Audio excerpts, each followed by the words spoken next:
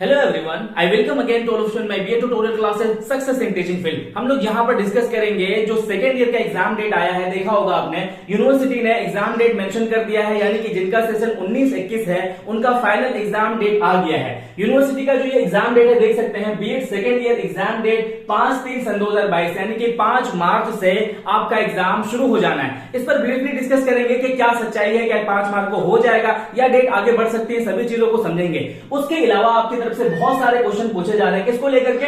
Optional paper को लेकर के। ऑप्शनल पेपर में आपको कौन सा रखना चाहिए, ऑप्शनल पेपर में कौन कौन से होते हैं, आपके लाइफ के लिए, आपके फ्यूचर के लिए, आपके भविष्य के लिए क्या पेपर या फिर आपके एग्जाम के लिए कौन सा पेपर ज्यादा बेस्ट रहेगा, उन सभी चीजों को हम वन बाय वन करके अच्छी तरीके से डिस्कस करेंगे। बस आप इसको समझिए। फर्स्ट ऑफ ऑल हम लोग डिस्कस करते हैं आपका जो BEd second year exam date है 5 मार्च को। देखिए, आपको पता है कि यूनिवर्सिटी की तरफ से ये एग्जाम डेट जो है मेंशन कर दिया गया है। अब इसमें क्या सच्चाई है? देखिए, आपका जो एग्जामिनेशन कंट्रोलर है सनाउल्लाह सर, जो असदुल्लाह सर के भाई है, उनसे मेरी बात हुई है तो उन्होंने ये कहा है कि हायर एजुकेशन की तरफ से ये कहा गया है कि जितनी भी जल्द हो सके जो पेंडिंग एग्जाम्स है, जैसे कि आपका सेशन का डेट जो है अब कंप्लीट हो चुका है, अब आपका एग्जाम हो जाना चाहिए था, तो इसके अकॉर्डिंग उन्होंने ये कहा है कि ये जो है ये फाइनल डेट तो हम नहीं कह सकते हैं, अदरवाइज अभी जितने भी शिक्षा विभाग है सबकी तरफ से आदेश आया हुआ है कि जो बच्चे बच गए हैं जिनका एग्जाम नहीं हुआ है उनका जल्द से जल्द एग्जाम कंडक्ट करा दिया जाए। तो ये कहा गया था कि 5 मार्च को ये एग्जाम कंडक्ट करा दिया जाएगा, और अगर हार्डली इस डेट में ये एग्जाम कंडक्ट नहीं होता है तो मार्च से आगे नहीं जाएगा, यानी कि एंड ऑफ एग्जाम आपका एंड ऑफ मार्च आपका एग्जाम हो जाना है। तो आपको अभी से प्रिपरेशन करना है अच्छी तरीके से, ठीक है ना। अब जो आपकी तरफ से ऑप्शनल के बारे में पूछा जाता है बार बार के, ऑप्शनल पेपर कौन सा हमें चूज करना चाहिए, उसके बारे में आप समझिए। देखिए, ऑप्शनल पेपर अगर आप देखेंगे तो उसमें आपको मिलेगा बहुत सारे क्वेश्चन। देखिए, पहला ये हो जाएगा हेल्थ एंड फिजिकल एजुकेशन, यानी कि स्वास्थ्य और शारीरिक शिक्षा, और दूसरा हो जाएगा आपका गाइडेंस एंड काउंसलिंग, यानी कि मार्गदर्शन और फिर परामर्श हो जाएगा, और तीसरा हो जाता है आपका पीस एजुकेशन, यानी कि शांति शिक्षा। अब एक चीज बताता हूं, देखो बहुत सारे कॉलेजेस में आपको ये तीनों पेपर प्रोवाइड नहीं किए जाते हैं। क्यों? वो कह देते हैं कि मेरे पास जो है टीचर अवेलेबल नहीं है, बुकें अवेलेबल नहीं है, तो वो क्या करते हैं कि इन्हीं दोनों को ज्यादातर अवेलेबल कराते हैं, इसको बहुत कम अवेलेबल कराते हैं। तो आपको इन दोनों में कौन सा चूज करना चाहिए वो अच्छी तरीके से समझिए। सबसे पहले मैं बताता हूं हेल्थ एंड फिजिकल एजुकेशन से रिलेटेड, ठीक है। हेल्थ एंड फिजिकल एजुकेशन से रिलेटेड सबसे पहली बात तो ये कि ये आपके एग्जाम के लिए बहुत इजी रहेगा।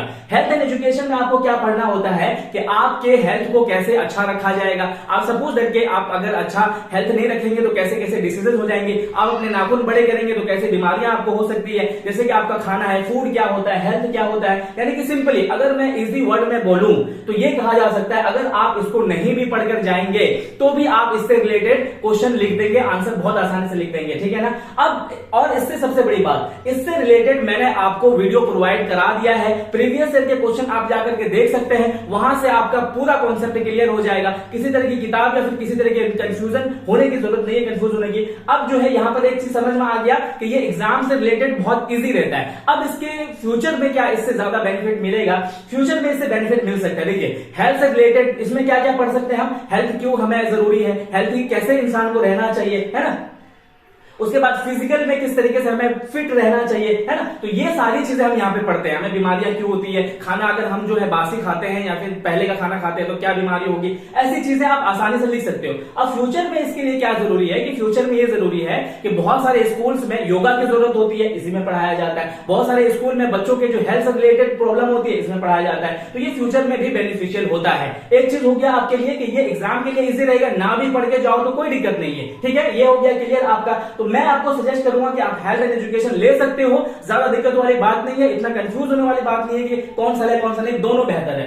अब गाइडेंस और काउंसलिंग के बारे में समझो, यानी कि मार्गदर्शन और परामर्श। सबसे पहले ये आपके एग्जाम के लिए इजी था, ना भी पढ़ के जाओ तो भी आप लिख सकते थे, बट ये एग्जाम के लिए आपका तभी इजी होगा जब थोड़ा बहुत आप पढ़ करके जाएंगे। जो मैंने वीडियोस आपको प्रोवाइड करा दिया है तो वहां से आप पढ़ेंगे तो सारा क्लियर हो जाएगा। अब इसका बेनिफिट कौन सा पार्ट है, देखो बेनिफिट पार्ट इसमें गाइडेंस एंड काउंसलिंग में ये है कि अगर आप गाइडेंस एंड काउंसलिंग लेते हो तो बहुत सारे स्कूल्स में आज जो ये माना जाता है कि हम जो स्कूल्स होते हैं वो उन्हीं बच्चों को प्रेफर करते हैं। ये कहते हैं कि अच्छा बच्चे ने जो है मार्गदर्शन भी पढ़ा हुआ है, परामर्श भी पढ़ा हुआ है, तो वो ये कहते हैं कि आप जो है बच्चों को पढ़ाने के साथ साथ में उसको गाइडेंस भी कर सकते हैं। सपोज दैट एक बच्चा आपसे ये आके कहता है कि सर हमने जो है ग्रेजुएशन कर लिया या फिर हमने जो है 12th कंप्लीट कर लिया, हमें क्या करना चाहिए, पीटी करना चाहिए, डीएलएड करना चाहिए, जेबीटी करना चाहिए या बीएड करना चाहिए। तो जो ये टीचर बताएगा कि बच्चे तुम्हारे लिए ये जरूरी है, तुम्हारे लिए इंजीनियरिंग फील्ड जरूरी है, तुम्हारे लिए क्या जरूरी भी है तो वो ये कि कौन बताएगा, ये सारा चीजें आपको कहा जाएगा गाइडेंस एंड काउंसलिंग में। यानी कि गाइडेंस एंड काउंसलिंग का कोर्स करके आप बाद में भी एक अपना जो है छोटा सा इंस्टीट्यूट खोल सकते हैं, जहां पर आप गाइड कर सकते हैं बच्चों को, आप ये करो बच्चे, अगर आपका साइंस है तो आप इस विभाग में जाओ। तो इस तरह की चीजें आपको यहां पर देखने के लिए, पढ़ने के लिए मिलता है। तो मैं आपको फाइनली ये सजेस्ट करूंगा कि अगर आपके पास टाइम नहीं है तो आप जो है हेल्थ एंड एजुकेशन को चूज करें, और अगर आप इंटरेस्ट है, आगे आप एमएड करना चाहते हैं, एजुकेशन फील्ड में जाना चाहते हैं, तो मैं ये कहूंगा कि थोड़ा सा आपको जो है अपनी कोशिश करनी पड़ेगी। गाइडेंस एंड काउंसलिंग आपके लिए बेहतर रहेगा। आई होप कि आपको समझ में आ गया होगा। किसी तरह की क्वेरीज, कोई क्वेश्चन हो तो कमेंट सेक्शन में जरूर लिखिएगा। और ये वीडियो अगर आपके लिए थोड़ी भी हेल्पफुल है तो मेरी भी मदद करने के लिए आप इसको लाइक, शेयर, सब्सक्राइब जरूर कीजिएगा। Thank you so much video देखने के लिए।